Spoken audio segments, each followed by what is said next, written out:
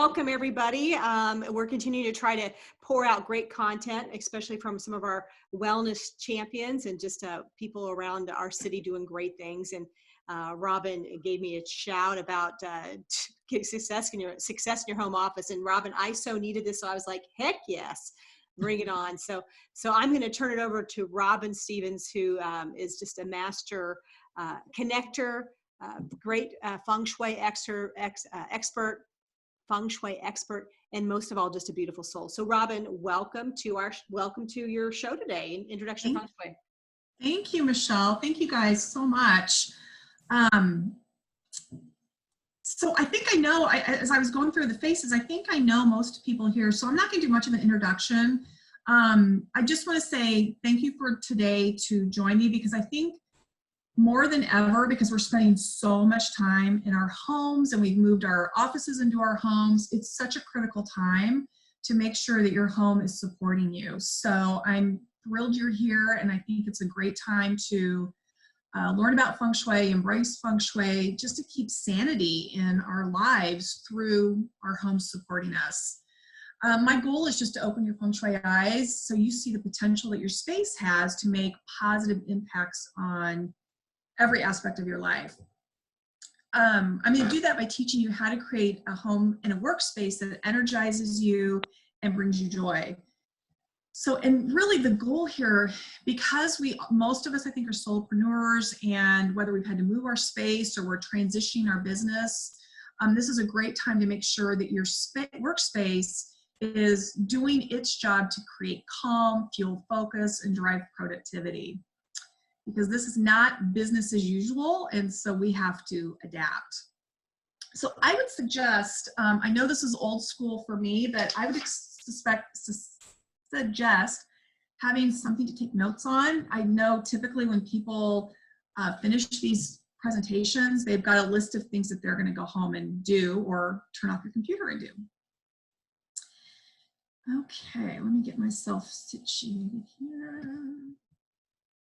So today, you're going to learn how to boost the energy in your space. I'm going to show you how to bring the stress level down in your home. And then we're going to end with very specific tips on how to create immediate shifts in your workspace. So two things. One, the first half of this presentation is just, it's some basic Feng Shui 101, and I talk primarily about your house. The second half of the presentation is predominantly about your workspace.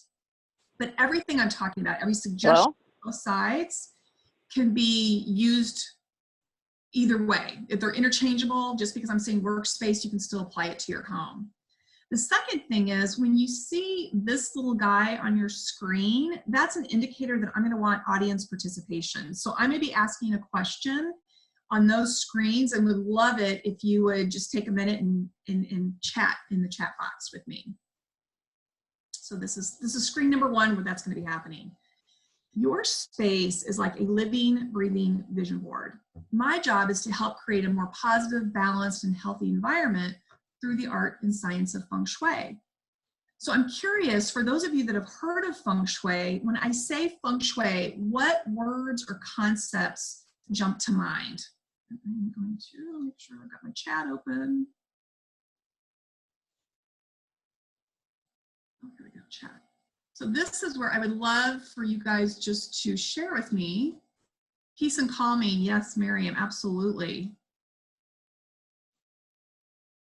Sorry guys, I was only halfway ready here. Ease and peace, definitely. So, I have been studying Feng Shui myself for almost 20 years. I've been doing it for my business for 7 years. And what I've noticed is there's a lot of myths and misconceptions around Feng Shui. People are not always sure they understand what it means. So let's just get that out of the way from the get-go. It's not superstition. It's actually rooted in art and science.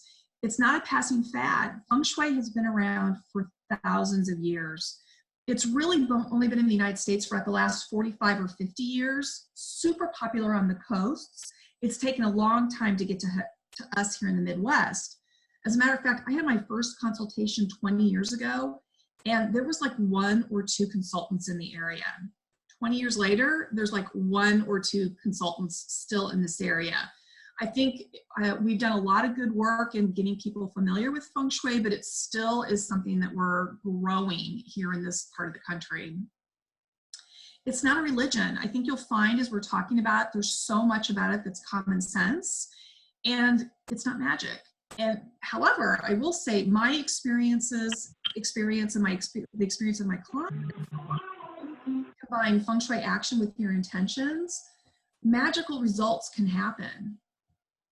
Some of the world's most successful people, think Richard Branson, Bill Gates, Steven Spielberg, all understand that how you design your living space affects your mood, your stress level, your health, your goals, your ability to achieve all the great things in your life.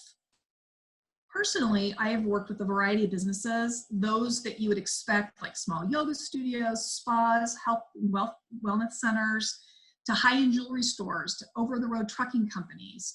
And the one that always surprises me, I've worked with a lot of law firms. Excuse me. While not my clients, some of the country's biggest organizations like Nike, Coca-Cola, and Intel have all used Feng Shui in their office space for greater productivity, happiness, and success. Personally, I've had clients see success in a variety of ways, through unexpected job offers, promotions, new relationships, surprise checks in the mail, landing their ideal clients, and the list goes on. Usually all because of little things that they've done to their space. Sometimes it's bigger, but usually it's the smallest things that make the biggest difference. Whether you realize it or not, there are places that you consistently frequent because the energy or the vibe of that space attracts you. Conversely, those are places that you don't go. It's why you might pick one coffee shop over another. And you may not even realize consciously that you're selecting those places or going to those places. It's more of a subconscious thing. You can't really see it, but you can feel it. And I want you to think about those times where you left somebody's house, or you left a business, or you left a restaurant, and you walk out of there thinking you feel a little discombobulated, or maybe you didn't like the vibe of that place, or it's just you feel very unsettled. That energy that I'm talking about, in Feng Shui, we call that energy Qi. And the Qi plays a vital role in the energy level of your home and your workspace. But first, though, you need to understand, how does Qi get into your space? And this is where I would love to see some audience participation. How does Qi get into your home?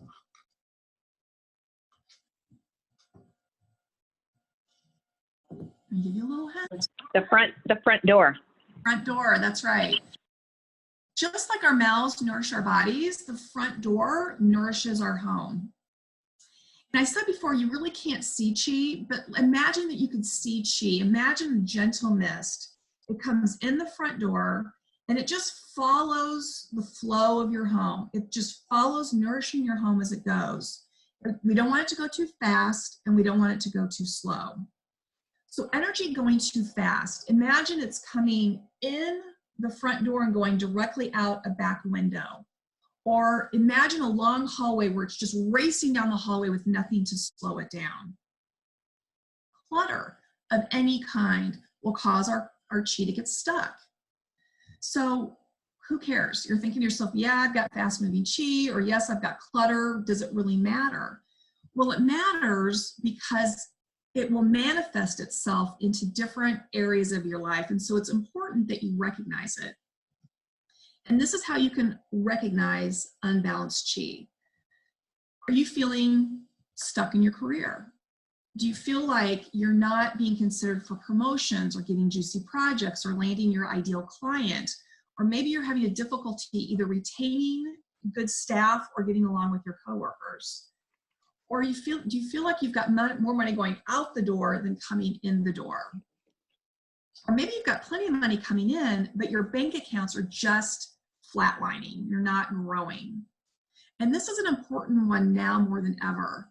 Is your home a happy, joyful place to be? Now, I get it. We're not going to be joyful and happy 100% of the time, but overall, is it a place where people want to be? Or does it feel like your home is like its own reality show of Family Feud every day? What about relationships? Are you in a happy, healthy, committed relationship? Or are you and your honey constantly going at each other and you're arguing and nitpicking? Or maybe you're still searching for Mr. or Ms. Right. So we need to recognize that when our chi is not working for us, that's when it's out of balance and we need to adjust it. Because whatever's happening in your life, good or bad, mirrors how you live in your home. So that's how we boost the energy level in our space. We pay attention and we recognize our chi and where it's unbalanced. So let's talk about how to bring the stress level down in your homes. So this is audience participation. Do you see the little guy up here? What do you think? How do we bring the stress level down in our home? It's good to see you guys. Get rid of clutter. Yes, definitely clutter, declutter, yes. Get rid of paperwork and clutter. Absolutely, that's gonna make it clean everything. That's all part of a bigger umbrella, because this is kind of a trick question. It's Feng Shui. Simply by implementing Feng Shui disciplines, you are creating a healthy environment that energizes you and brings you and your family more joy. I mentioned earlier that your home is like a living, breathing vision board. So I'm hoping, normally I would ask for a raise of hands, so I'm hoping that many of you are familiar with the vision board concept. It's just very simple. You have a goal, you have something you want to achieve, and you create maybe a poster board of imagery and phrases and colors that support what you're trying to accomplish, and you put it in somewhere in your sight line so that you see it to help you manifest it. Pretty simple concept. Now apply that same concept to your entire home, which encompasses your entire life and the lives of everybody in the space. Can you see how powerful that is? Another way to look at it is your home is like an order form to the universe. You're telling the universe what you want in your life, what you want to achieve by how you live and the things that you surround yourself with. By using Feng Shui principles of balance and harmony, you naturally bring down the stress level. And when you bring that stress level down, you're increasing the opportunities for happiness, love, success, and prosperity. And I know this is going to be no surprise to anybody, but I'm going to tell you anyway, it all counts. It's from the colors on the walls, to the cleanliness of your home, to the art throughout your space. Now, I could do an entire hour just on clutter, but the fact remains, abundance and opportunity are not attracted to dirt, clutter, and disorganization. In fact, they're repelled by it. It's almost like a stop sign that it can't get through. And just because somebody gives you something, that does not make you obligated to keep it, okay? Please do not keep things out of guilt. Just because Aunt Robyn gave you something, I'm giving you permission not to keep it. You have to live your life and not mine, not because I gave you something. Does that make sense? Hopefully that's something everybody can take in. Colors can invoke so much emotion and has such specific effects on us. For example, colors like greens and blues can be very soothing, very nurturing, perfect for a master bedroom, or any bedroom actually. Red, such a fiery color, so auspicious, so powerful. We use red a lot in Feng Shui. However, too much red actually promotes illness and anger.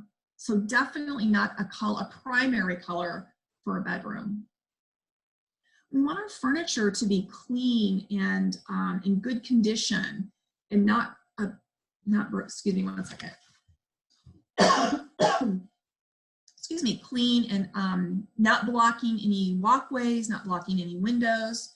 And we want it to be proportionally the right size for a room. We don't want it so big that it overpowers. We don't want it so small it looks like doll furniture. Making sure that the art on your walls represents the things that you want in life and not the things that you don't want. Remember that whole order form to the universe I was talking about? Symbolism is huge. The content of your artwork and really everything that you surround yourselves with. And I've got a really fun story I'm going to tell you in just a second. And lastly, there are so many studies right now. There's so much research going on the positive effects of incorporating nature and plants into your space, whether it's your workspace or your home. It's about reducing stress, absorbing toxins, and bringing live energy to the space. And we're going to talk more about that in a bit. So I want to tell you a fun, quick client story. I had a client who called me, and prior to any consultation, we always spend about 15 or 20 minutes talking about the things in life that aren't working, because that's what we're going to tackle from an environmental point of view. And when I was talking to this client, one of the things that she was saying to me, and I listened very closely to the words and the descriptors people use. She was telling me her life was going down the toilet. Actually, she said shitter, but going down the toilet. So I remember very intentionally clocking that word because it's not unusual for me to show up and to see that specific concept in action. So I drive to her house, and literally, you guys, the consult starts the minute I drive up because I want to see what you're presenting to the world. And so as I'm walking up and I'm knocking on the door, I look down, and this is her welcome mat. A sewer cover. Remember I said she told me she felt like her life was going down the toilet? Well, hello, she's got a sewer cover at the mouth of Chi. Remember what I said about that order form to the universe? When I pointed out the connection to what she had said to me about her life going down the toilet and this welcome mat, she literally picked it up, walked to her driveway where she had a huge dumpster, and just tossed that sucker in. It was, she was horrified. It was a great moment of kind of severing that energetic connection. And this is an easy fix. Just switch out your welcome mat. And this is a really good time. You know, we're in springtime. It's all about new beginnings. And if you, after the hard winter, if you go outside and your welcome mat's looking a little tired, now would be a great time to replace that. So this welcome mat is Feng Shui approved. This welcome mat, not so much. And if you'll notice, this is a participation slide. I would love, anybody want to weigh in on why they think this is not a Feng Shui approved welcome mat?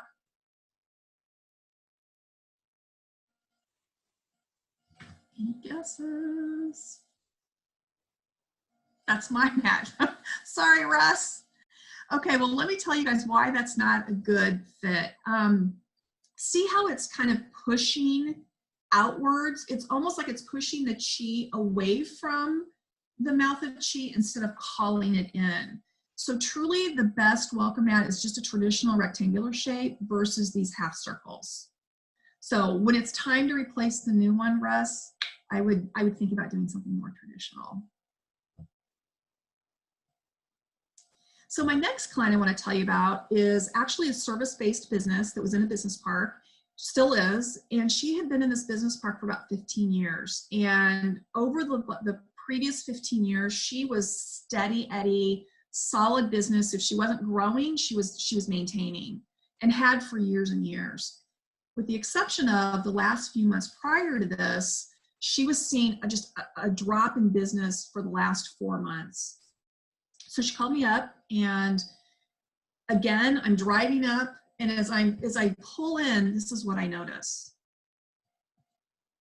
Tons of dead plants. And this was late November, and the leaves had fallen from the trees, so there were piles and piles of leaves against the building. They were wet and slimy. There were dead plants hanging from the gutters. There were dead pots and planters.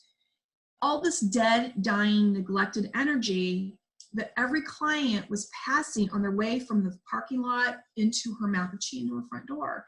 And they were bringing all that dead and dying energy with them. So we talked about this for quite a bit, and we talked about the effects it was having. So this was a really, again, a simple fix.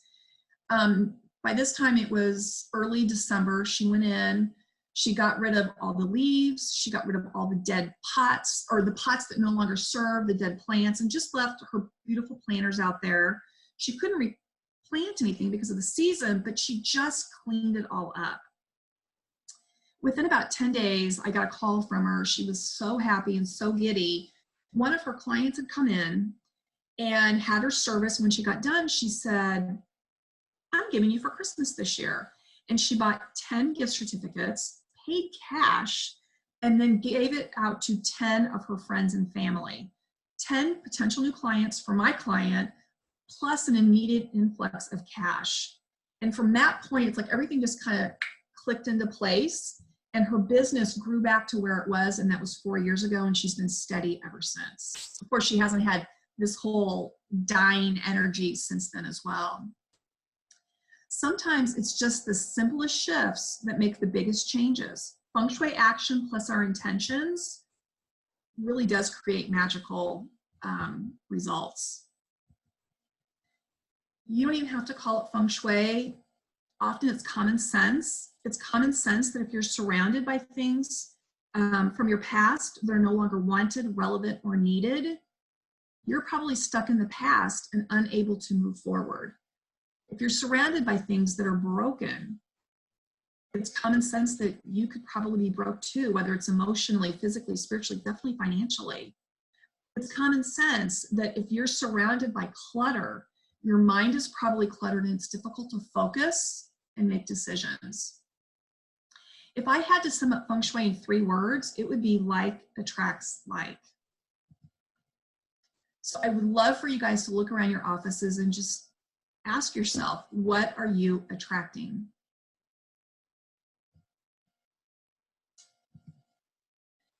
So this slide, you guys, this is the premise for almost all Feng Shui. This little guy right here is called the Bagua.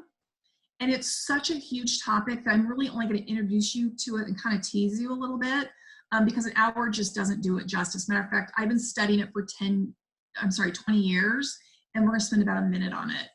But this is how you orient Feng Shui to your space. What I will share with you is this. Everything in our lives can be boiled down and put into one of 9 life categories. There's our prosperity, our love, our career. And in this very specific order, this is the Bagua.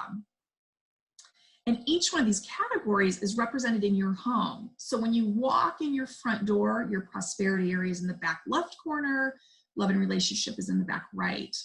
So what I will do before any consultation is I will have a client send to me their floor plan, and then I will overlay the Bagua onto their floor plan. And often I can look at it and tell, oh, this is why they're struggling financially, because their toilet is in prosperity, or they're missing their whole love area. And there's definitely things and adjustments that we can do together during the consultation to mitigate all that energy.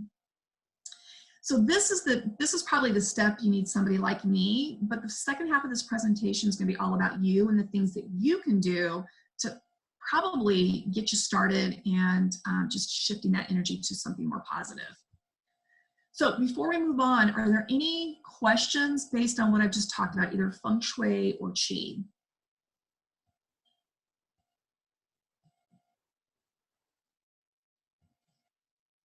Okay, we're going to keep going then. So we know to boost the energy in our space, we got to pay attention to our Qi to elevate it and to lift it. And to bring the stress level down, we will use the principles of Feng Shui to do that. Russ asks, what about multi-level homes? So every level counts for sure in your home. We orient Feng Shui based on the main level, and then the levels above and below will mimic that main level. If you have like a basement, that's really about your subconscious, your past, the foundation of your life. If you have upper levels, that's about, you know, basically the future. And then your main level is really about your life today, the present, and it's how you orient. Everything mimics that main floor. I know I probably just confused you. It's a big topic. Okay. So right now, our workspaces are, most of us hopefully are in a home office, but a lot of us have just landed where we could land because we had to bring our offices home, whether it's the kitchen or a bedroom. We're going to spend most of our time right now talking about the home office, but please know everything I talk about in the home office applies to the kitchen and to the bedroom. And then we'll end with a couple of specific tips for each of those. But ideally, your workspace is a space that nurtures you and your abilities. So let's set it up to do that. So this is actually a client who I had just, I guess, gosh, maybe a month ago, right after the self-isolation started. They were moving from their office into their home, and they hadn't set their home office up yet to support them. So when she walked in, she was feeling very overwhelmed by the clutter. And frankly, I was too. It was a lot to look at. And this is just one view that we're going to look at. But I'm going to point out to you the things that I pointed out to her that I think were going to be causing ongoing problems. So the first thing is, sorry guys. Here we go. Piles on the floor. Piles on the floor do a couple of things. First of all, they restrict the flow of chi, so it doesn't move like it can, and it creates stagnant pools of chi, and it definitely dulls the office atmosphere. Secondly, when you have piles or really anything that lives on the floor that shouldn't live on the floor, that energy keeps you tethered to the past, and it's really difficult to move forward. So anything that doesn't belong on the floor needs to come up. When you're surrounded by piles, whether it's on the floor or on your desk or on the credenza or anywhere, that represents unorganized chaos, and it creates, regardless of where it is, it creates pools of stagnant energy, which leads us to feeling stressed, unproductive, a lack of control. So it's important that you recognize that, because if you're somebody that struggles with these things anyway, the clutter makes it 10 times worse. Everything on your desk should be about present and future projects. Nothing on your desk should be about past projects. This is valuable real estate, and this is the desk symbolically is the biggest symbol of your career and your ability to make money. So it needs to really be about present and future. So these are a couple of other views of this office. Again, who's feeling overwhelmed by this? This is a lot going on. I mean, just look at this beautiful piece of furniture. It is stuffed to the gun walls. And we've got all this clutter here. We've got things on the floor. It affects all of our abilities to concentrate and focus and make decisions. But let's talk about some specific things. So this pile right here, this represents a pile of things that have been sitting there for about 3 months that were slated to go to be donated. So what that represents energetically is an uncompleted task. Every time you walk by it, your subconscious is going, oh my God, I gotta deal with that. And it takes up unnecessary mental space. And it's like an open loop in your brain that you can't close and just file away. And so it's a constant drain on us. Easy fix, donate it. Load it up in your car and take it to a Savers or a Goodwill or whoever your favorite donation site is and get rid of it. Now, with that said, I know right now all those places are closed. So this is what I would love to see everybody do. And this is a great time to do it because we have probably more time than usual. Just really respectfully, and think about the people on the other end that have to unpack your things, but respectfully just load them up in boxes or totes or bags or whatever it is, and then put them in a place that once this ban is lifted, you can easily put them in your car, or you can call, big brothers, big sisters and have them picked up and get them donated. I'm personally an out of sight, out of mind kind of gal, so it needs to be in a place that I see but I would just love to see it out of your office and not in a primary place in your residence. The printer on the floor is actually broken, and it's been there for several months. And I don't know if you remember what I said earlier, but when you surround yourself with things that are broken, that's going to manifest itself in terms of something broken within you or around you, whether it's your physical health, your emotional health, your financial health. Are there things in your career that aren't working properly, that feel broken? Again, either get it fixed, get it donated, get it recycled. So this box right here, I want to point this out because I talked about how things on the floor keep you tethered to the past. See how close this is to the desk? Well, something that I commonly see with people in their offices, one, it always seems to be a dumping ground. You know, you don't know what to do with something, throw it in your office. Company is coming, throw it in your office.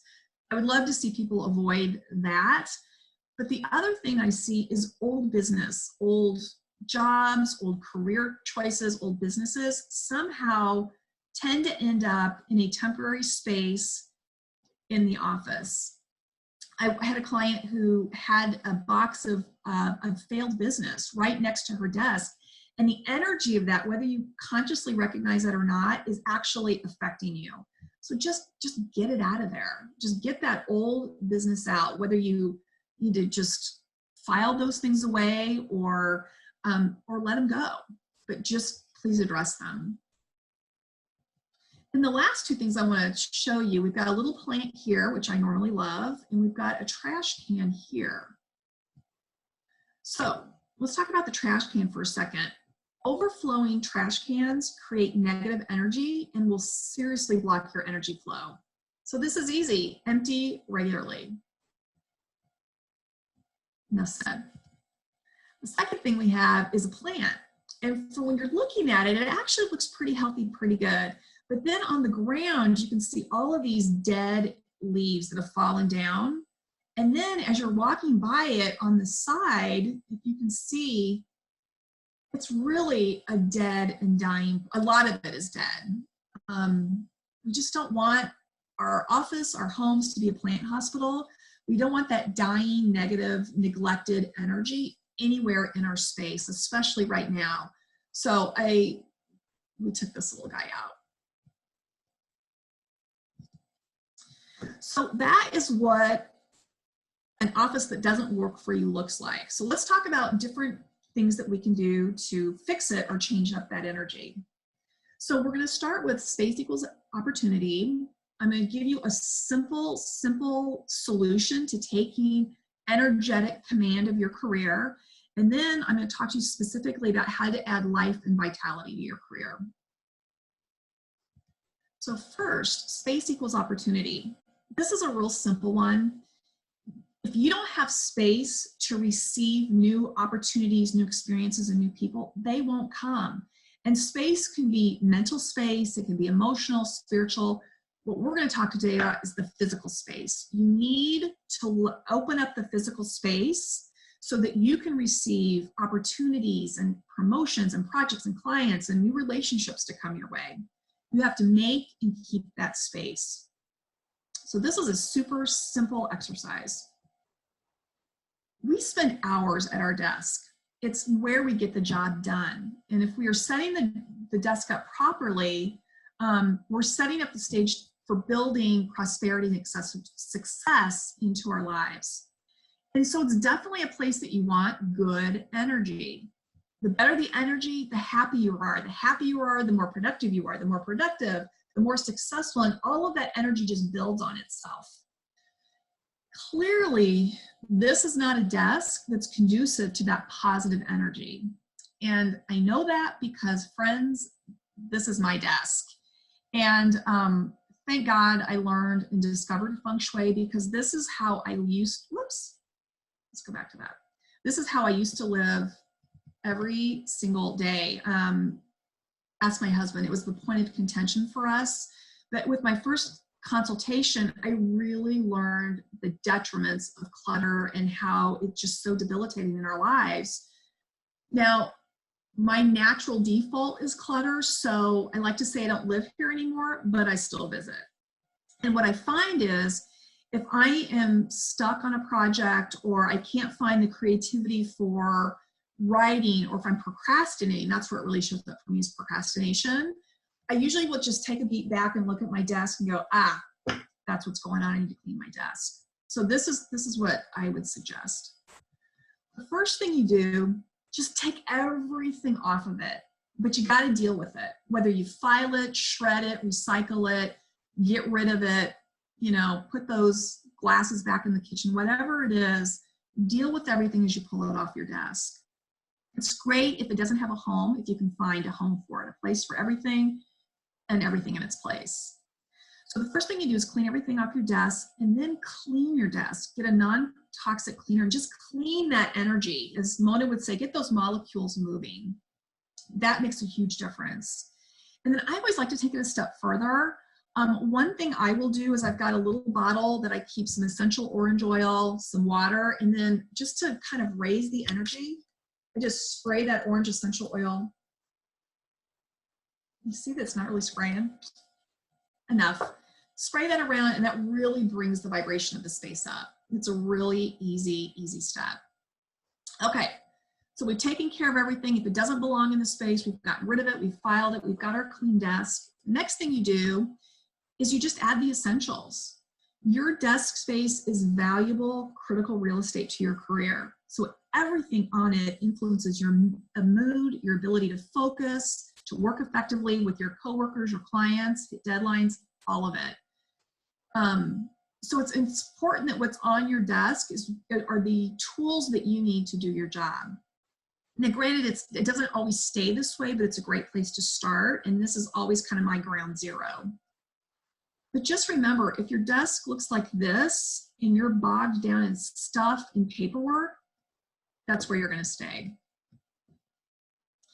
So don't be scared by this, but the rule of thumb for space equals opportunity is this.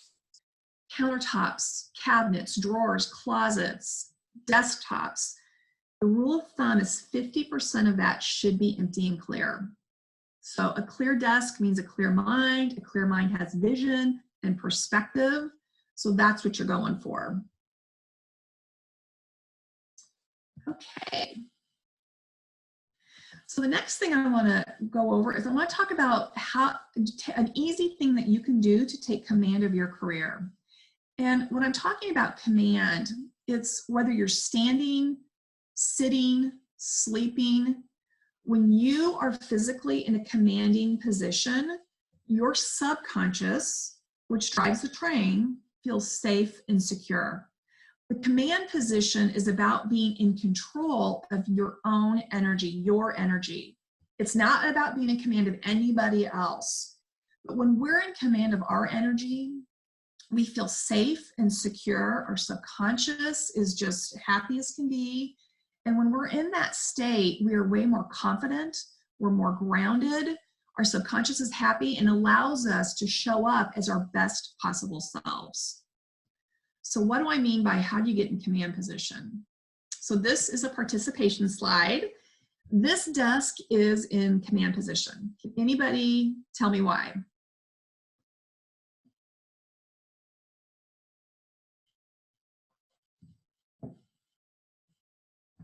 We need a little facing the door. Yay, Miriam, A+. Back to the wall, definitely. Definitely. When you can see the door, understand that seeing the door equals success. Being able to see the door is you literally can see anybody that's coming at you, but energetically it's like, or transcendentally, it's like you can see things that are coming your way, see what is coming your way. And being able to see the desk is a fundamental element of power and success at work. And when we're in command, it creates the impression of strength and confidence. And it doesn't matter if you're in a corporate cube or if you're at home, you need to be able to see the door. When our back is to the door, it tends to weaken our energy and we just feel insecure because we are in such a vulnerable space. And really symbolically, it's a victim position because it's like we've unknowingly abdicated control of our career. When our back is to the door, we don't know when people are talking about us behind our back. We don't know if people are stabbing us in the back. We could be blindsided by issues. It's much easier for people to take advantage of us. Additionally, our subconscious is on high alert. It doesn't know what's going on back there. And so it's in this constant state of fight or flight. It's like you're working, but half of your brain is on what's going on behind you. So it's like, hey, what's going on back there? Did I just hear something? And you just, it makes it so difficult to focus, and it has such an effect on our productivity and our hitting deadlines and our effectiveness. And I think it's interesting in this picture, do you see how this woman is actually kind of sitting cockeyed? And I think it's because even though she was taking the picture for this situation, I think part of her wasn't feeling secure. And she was trying to kind of set herself up in a way that she could increase her ability to see behind her. So being in the command position is the difference between being in command of our careers that's easy, smooth, and progressing versus one that's filled with hardships and setbacks and problems. But the good news is we all sit in the command position, right? None of us have our backs to the door. The reality is most of us do have our backs to the door. But that's okay because this is such an easy fix. We just flip our desks around. It flips our desks around so we can see the door. And that's what everybody's able to do, right? I'm guessing no. So let me show you. This desk is now in command, and this is a participation slide. Does anybody want to tell me why this desk is in command?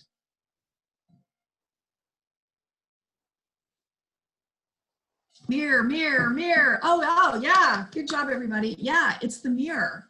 When you're sitting there with that big mirror in front of this chair, whatever's going on behind them, the mirror is going to catch that reflection, and they're going to just be able to very easily look up and see whatever's happening. Additionally, if you look at this, you can see the reflection of the door, which makes it even stronger. So yeah, this is definitely a desk in command.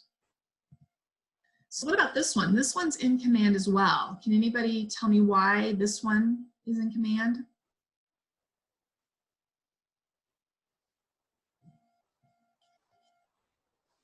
Miriam, was that a new because of the mirror? I'm going to say that it is. It's the mirror. It's absolutely the mirror. This little blindside mirror, this tiny little $3 mirror allows us to see a broad view of everything going on behind you. And it's way more difficult for people to sneak up on you. I mean, look how powerful this little sucker is. Your subconscious loves this. It's actually probably even more powerful than that big honking mirror because of the convex nature of it. You can settle in, you can be focused and productive, and you've gone and you've claimed command back, putting yourself in a way more advantageous and powerful position. So super easy fix. Now, you may be asking yourself, I'm only in my office for a few weeks. Do I really need to be in command? Yes, anything can happen in a few weeks. So you want to set yourself up for success and good opportunities. I mean, especially, like I said, for the $3 cost of a mirror, this is a huge one. And you can order these online. Additionally, and I said it earlier, even if you're not using your home office every single day to work, it still symbolically represents your career. So you want your desk to be in command. If you can't flip it just to face the desk or face the door, then a mirror will do it. Okay, so let's talk about 2 different ways to add life and vitality to your career. The first one is this: nature. There are so many amazing studies. There's a whole discipline called biophilic design that's all about the incredible positive influence that nature has on us. A Texas A&M study specifically shows that plants in the workplace promote innovation and the flow of creative ideas. Plants themselves reduce stress, absorbs toxins, block EMFs, add life and vitality. And I want to talk a little bit more about that because adding plants is probably the easiest, quickest way to add life and vitality to your space.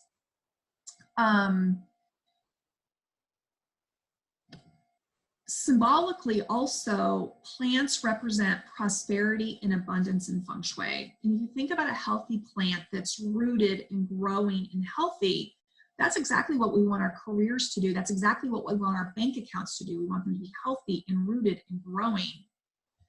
But you can bring plants and you can bring nature in through images, paintings, photographs, nature-inspired patterns, whether it's fabrics or pillows, or I think, I've got lamps that look like trees or look like water. Water is another good one. Think about water fountains. In Feng Shui, water represents the flow of abundance and prosperity. And a water fountain, a table fountain, can uplift your mood and diffuse any negative flows of chi near your workspace. So personally in my workspace, I'm looking at a water fountain, I'm looking at plants, I'm looking at fabrics. Another one is, bringing stones in, stones that are of earth. You've got amethyst and quartz and all sorts of different things. But any way that you can incorporate nature into your space is so beneficial. The good thing is right now, because it's springtime, we get to go outside, but it's still important to bring it inside. And if you notice in, this office, we added the plants here. Frankly, I would love to see some that are a little bit bigger, but we used what she had and it didn't cost a dime. And just adding this little layer of live, vibrant energy made such a difference. So the second way to add life and vitality is through lights. Light it up. And I don't know why, but so many homes that I go into, people don't open up their curtains. Just open your curtains, raise your blinds, let that beautiful natural sunlight in. Let it do its job to brighten up the space, to burn away old energy. Just that by itself is such an energy boost. It's such a chi booster. If you can, clean your windows. You should clean your windows a couple of times a year if you can. Having a clean window gives you clarity. Think about if you were wearing dirty glasses every day. It's the same thing with your house. You want to have clean windows. And then unblock them. If you have hedges that are blocking them or tree branches, and guys, please be safe. If you need to hire somebody, hire somebody. But the stuff that you can do yourself, I would really encourage you to do it. And make sure there's no furniture blocking your windows. Move any of that you can. And the last is literally pay attention to your lighting. Light it up, whether it's bringing lamps into the space, increasing the wattage. If you've got a lamp that you love, maybe get a lampshade that's not so thick that dulls the lights, which I've got to tell you, I've done a lot of that and that's made a huge difference. But yeah, just brightening things up in any space is going to just make such a huge difference. So I really focused on home offices throughout that because that's where most of us land, but this is such a different time right now that some of us are in the kitchen. And the kitchen is the heart of the home. It's where we gather to break bread. It's where people typically gather at the end of the day. So many people land here because it just feels good.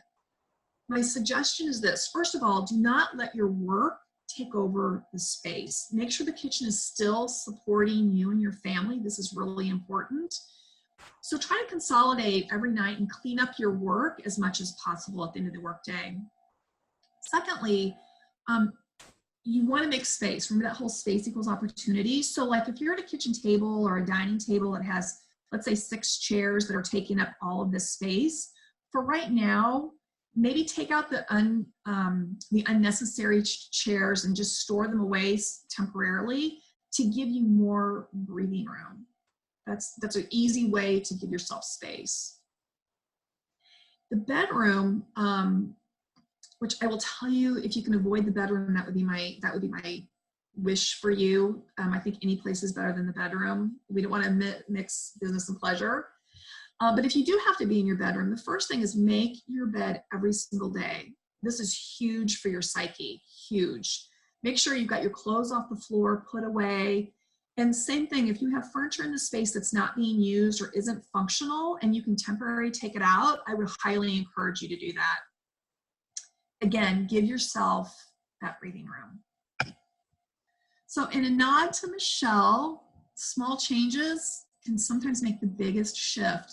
Just removing clutter, putting your desk in command, surrounding yourself with nature, and increasing your lighting can make such a difference in how productive you are, how happy you are, your state of mind, your peace. All of this is hugely, hugely impactful. So the last thing I'm going to leave with you is this. Every single consultation starts as I'm walking up to the car, and I think I mentioned that earlier. This is the first impression that you give the world. This is how you tell people who you are and what you want out of life. So the condition of this absolutely dictates the quality of the people that are attracted to you, the opportunities that are attracted to you, the types of experiences that are attracted to you. And if this isn't working for you, it's working against you. And this is what I want you to think about. Let's say you've got an address. Oh shucks, I'm sorry guys. My screen just went blank. I'm going to try to get you back. Okay. Let's say you have somebody's address and you're one number off. You don't know if that last number is a 4 or a 6. You drive up and these two houses are sitting next to each other. And you know that you're either picking up a new employee at one of these houses, or you're picking up somebody to babysit your kids, or you're picking up a date. Which house are you hoping and praying they come out of? Which one do you trust that's going to take good care of your kids? Which one do you trust is going to take care of your clients? It's that whole like attracts like. So hopefully this was beneficial. I hope that if there's one thing that you heard, you'll write it down and then you'll commit to changing it. And frankly, I would love to hear about that if there is anything.